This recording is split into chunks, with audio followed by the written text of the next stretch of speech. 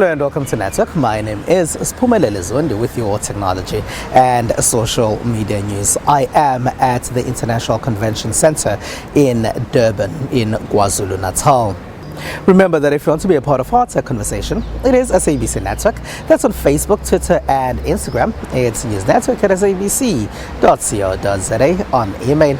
This week, our Twitter poll is asking you if you use online food delivery services. This as Uber has announced some job cuts, many of which will be in the food service delivery department. But first, here's what's coming up tonight. We are in Durban as Mara Phones from Rwanda is launching a plant in South Africa. We find out how social media can affect one's mental health. And we chat about DronesCon, which is taking place in Durban. Mara Phones is a phone from Rwanda. They've started selling devices in the East African countries and are now trying to get into other East African markets.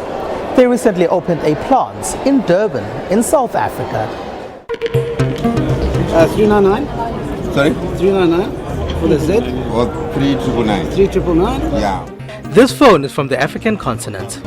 It's been created by Rwandan Ashish Thakar. Mara Phone now has a plant in Durban in South Africa too. We were not given a tour of it, the CEO saying it's to protect their intellectual property.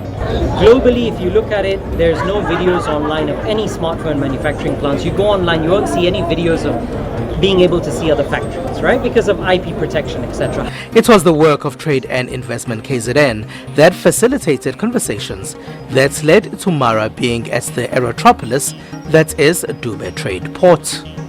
The company announced its pledge to invest in South Africa. What they didn't do was talk about the location. So as they came off the stage, I then engaged with them to find out exactly where they were looking at locating themselves. At the time, they had not fully decided. They were looking at potential sites. I called the CEO of Dube Trade Port and we had an engagement with them. And then they called us on a Friday to say they're coming to Durban the following day, which is a Saturday. We got all our people ready and we met with them. The Premier made himself available as well, and we've got the ball rolling. Today we are realizing the opportunity. President Cyril Ramaphosa says the launch of this plant means 200 jobs are being created. Special economic zones are part of a broader national effort to attract investment, grow the economy and confront the unemployment crisis, and particularly unemployment amongst young people. It might be some time before it's in shops in South Africa. Devices are available online. Mara Phone says they're talking to phone network providers. So we've had great conversations with the network providers, and now that the phones are made in the South African line, the testing is going through the final stage, and we hope within the next 2 to 3 weeks all of those providers and the large retailers and banks will sign up and want to support Proudly South Africa. Stories told here say Mara wanted to only come to South Africa at a later stage, but President Cyril Ramaphosa asked them to speed up the process and come much earlier. The new phones compare well to low-end devices and range between 3,000 and 4,000 Rand online. Now, Itumeleng Mokoena here is one of the first people in South Africa to have a drone license. Now, she does this in a country where a lot of people fly drones without licenses. We'll find out later in the program how drones can help in a lot of industries. But what they also help with is the distribution of the internet in places that don't have any internet coverage at all. But access to the internet can also lead to online bullying, which can also lead to a lot of mental illnesses, as producer Sandile Hlangani tells us. Bullying is very difficult for children or anyone to deal with. It makes you feel afraid and degraded. Atang Moko is a grade 10 pupil. She became a victim. I was always bullied for being chubby and slightly being lighter than the others. And in grade 7, I lost my father, which was 2 years back, and so I had to shave off my hair for traditional reasons. When I got back to school, a girl in a younger grade called me a boy in a skirt at the tuck shop, and it made me feel very hurt because it went around WhatsApp and other social media platforms.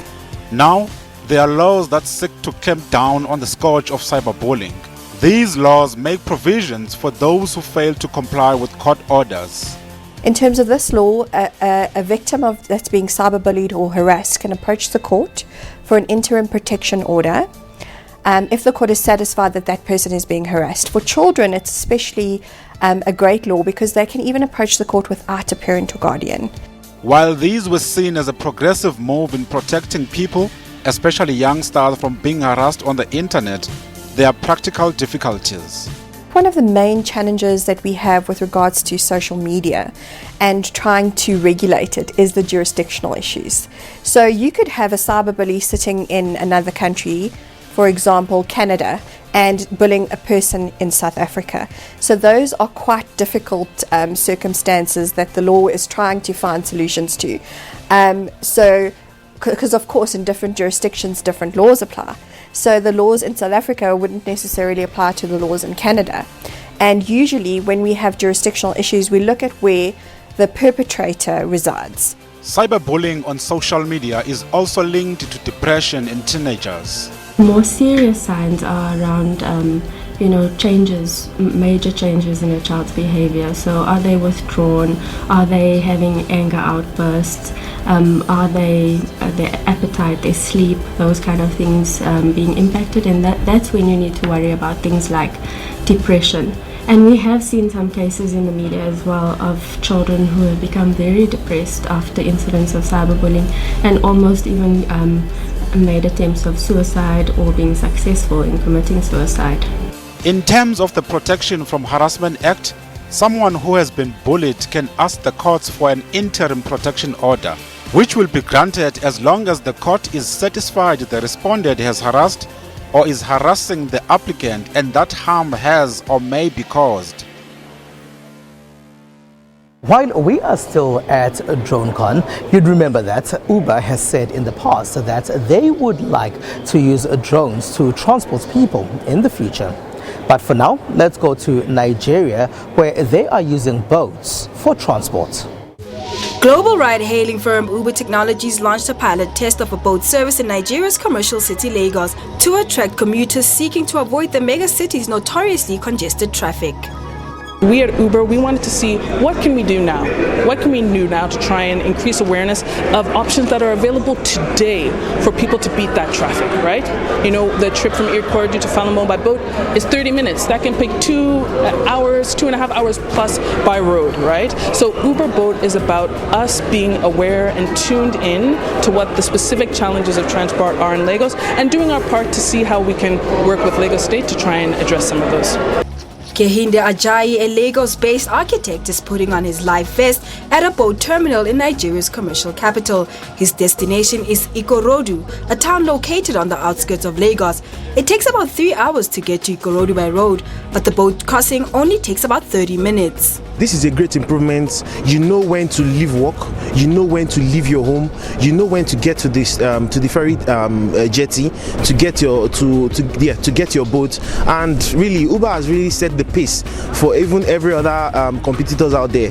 The waterway service Uber Boat is operated in partnership with local boat operators Texas Connection Ferries and the Lagos State Waterways Authority. Most people will be like, I'm not going to enter the water because number one, your jackets are not even correct. If there is a mishap, most times all the mishaps have always ended up very fatally, and that's because most of them, if you actually investigate, the jackets were not even correct in the first place. So most people get drowned. So most people are scared of the waterways. Uber's boat initiative follows a number of motorcycle ride-hailing firms that have targeted West Africa as an area for expansion in the last few months. It is SABC Network on Facebook, Twitter and Instagram. News Network at sabc.co.za on email. After the break, we go more in-depth about what's happening right here at DroneCon.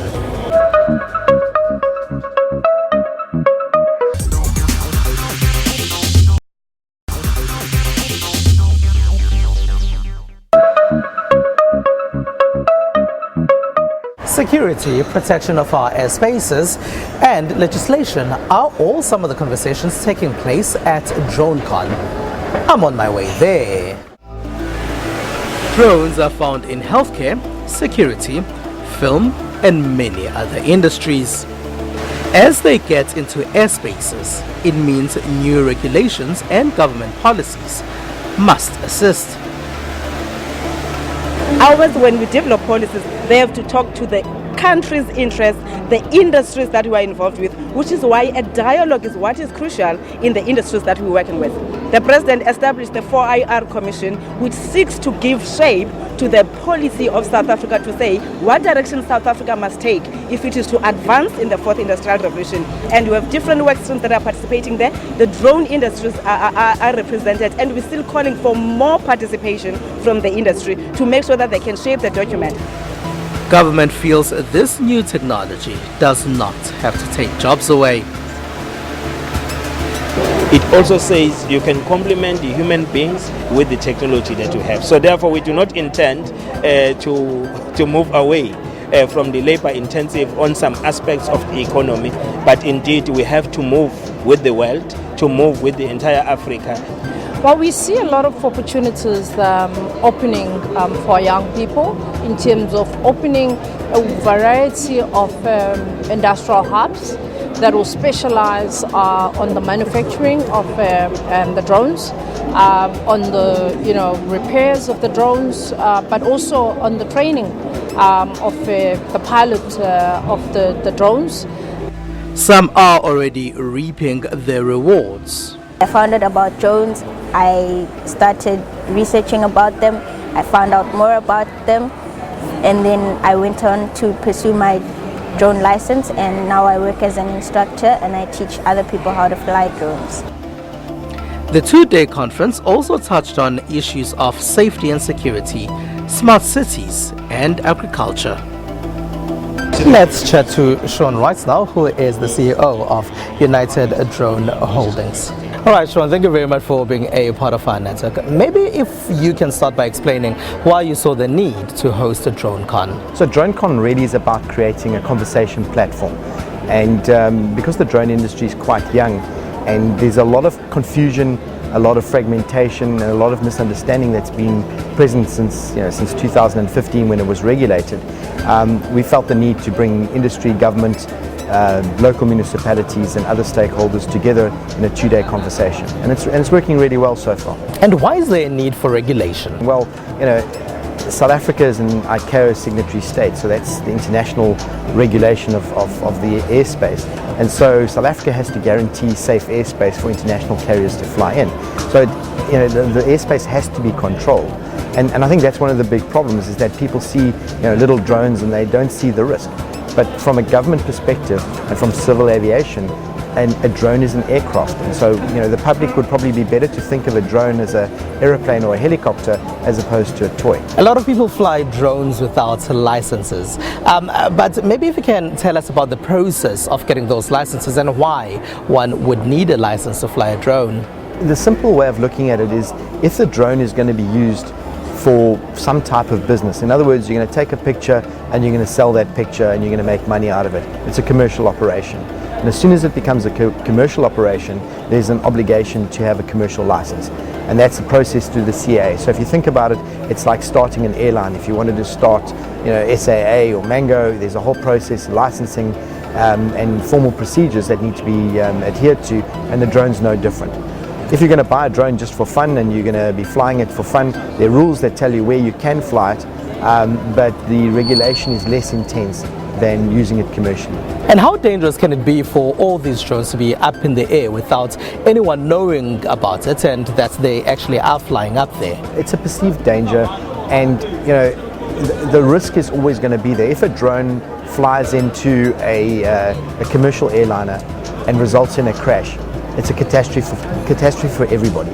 I mean, the impact on aviation, which is one of the safest modes of transport, and really prides itself on the fact that safety is key, would be impacted by that. So there haven't been very many accidents, and to my knowledge there's not been any major fatality using a small drone, but the risk does exist. and that's the part that has to be considered. What are some opportunities that are available in any industry in the drone sector?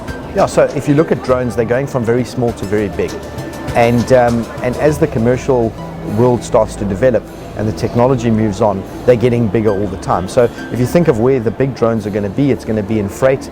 So you can well imagine a freighter flying from Johannesburg to Durban, carrying parcels for DHL or Takealot, whoever it might be, without a pilot on board. And those aircraft exist today, and they're 5-ton all-up weight. So they're very big aircraft, and that's really what we have to be considering. That will increase in the risk of drones. Smaller drones, it depends what they're doing. Little drones, take video, gather pictures, etc. Right up to drones that transport equipment, and ultimately, Uber's talking about having drones that will transport people around. So that's a future view. But there's also worry about security too, though. Yeah, so I think the security cluster, the security grouping are concerned about drones because drones can be used for gathering information, spying, etc. They can be used for delivering things, so delivering weapons and contraband into prisons. They can be used for dropping bombs or delivering explosives and things like that. And you're hearing about these things all the time. So last week or the week before, there was an attack in Saudi Arabia. And drones were used, and so people are concerned about drones that will be used for bad purposes. But I suppose at the end of the day, bad people do bad things with anything. So it's not just drones, it's cars, it's whatever. But the regulation part of drones is really around safety and security. And I suppose DroneCon is a conversation that will continue in years to come. Yeah, so the intention of DroneCon is really to carry these conversations on, to make sure that that each party has the opportunity to learn from the others. So the security cluster were here yesterday, the CA has been here, industry's here, and I think when we put our thinking caps on and we work together, we can allow this industry to grow. It's highly unlikely that this industry is going to go away. It has the potential to create more than 30,000 jobs right now, and the country, our country needs jobs, but we have to do it in a safe and sensible way, and we have to comply with the law. Sean Wright, thank you very much for being a part of our network. Hello, hi, this is Bujivikwa, boys and girls, ladies and gentlemen. My favorite technology, right? My favorite form of technology, using the right English, it's my cell phone. I am obsessed. I type, I work, I print, I do videos, my whole life is in here, like literally on my cell phone. And then there's what we call the microwave, quick, fast, then out. That's it.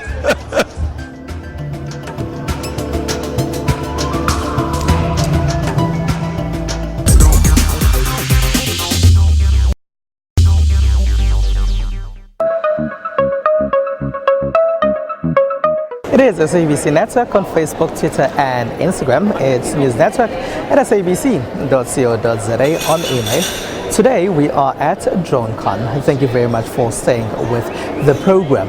Here's what else took place in the rest of the world in the technology space.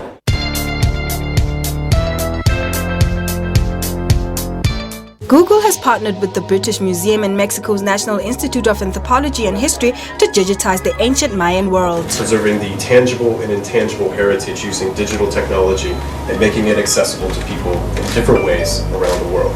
Still in Mexico, unlike plenty of their PR-hungry counterparts in Silicon Valley, Mexican startup founders often decline media interviews, avoid public announcements, and suppress details of financial success. One big reason, they do not want to attract criminals. It needs to change because publicity and promotion is a great part of how business grows. Because how are you going to hire new people or get new customers if no one knows who you are? For startups, the fears may be more perception than reality. There are no known cases of tech entrepreneurs being attacked after sharing their company's success, and some still do announce their deals. And now in London. Twin sister Herman and Heroda Behani love dancing but can't hear the music because they're both deaf.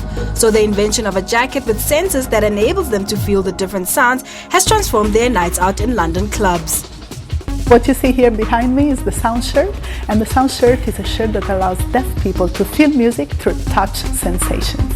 So imagine you go to the symphony orchestra and you want to feel them. You wear this shirt and the orchestra starts playing, and you will feel different instruments in different parts of your shirt. The process for setting up the shirt takes some coordination. Microphones are installed on the stage in a venue for each instrument. Music is sent in real time to a computer where software analyzes it and translates it into touch sensations. This is then sent wirelessly to the garment, all in real time. Many different tracks so that they can feel all the time.